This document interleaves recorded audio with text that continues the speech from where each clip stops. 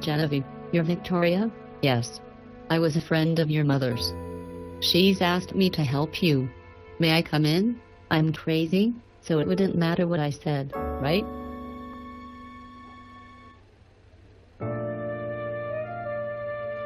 So I hear that you aren't well? That's what she's telling everyone. I tell you that I'm perfectly fine. But would you believe me? I just may. Look, don't worry, alright? I only want to get to the bottom of this issue you are currently having. Do you know why I chose to become a psychiatrist? I wanted to help people. I wanted to help others live a better life, and in turn it would make me happy to see them getting better because of what I've done. It's a positive cycle, and one I haven't broken once since the day I began my work here at this hospital. You're Claudia's friend, though. It's her word over mine. The odds aren't too great when it comes to trusting you. Just try me. What's been going on? Hasn't she told you everything? I want to hear it from you. All right.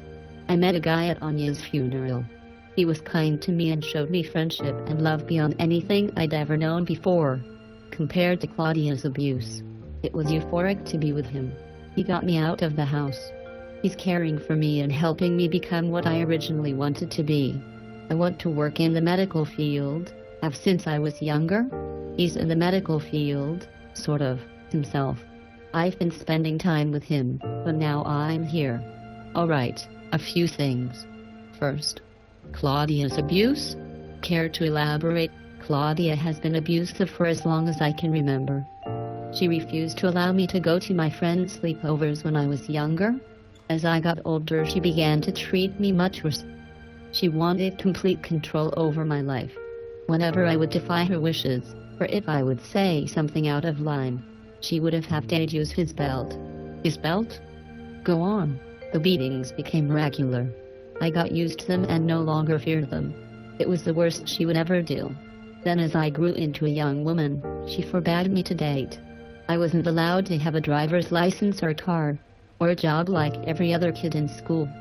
She wanted to keep me where she could control me, and had every excuse under the sun as to why she was justified, or how doing something I wanted to do could hurt me somehow. You're an 18-year-old woman now, Genevieve. She no longer has the right to control you.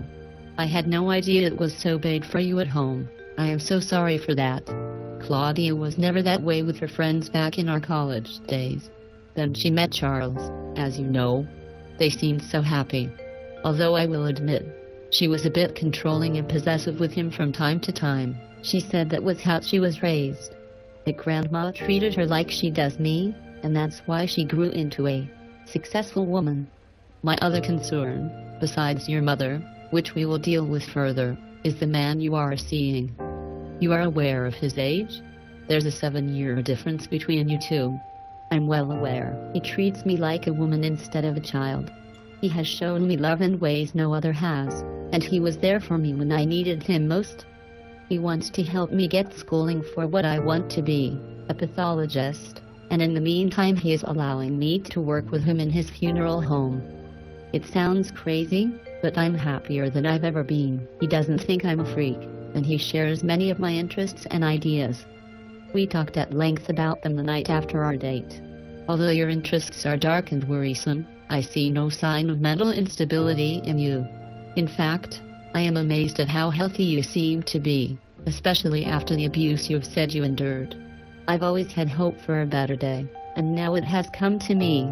I have finally met someone, although older, who can show me how wonderful life can really be, as ironic as that sounds for a man like him.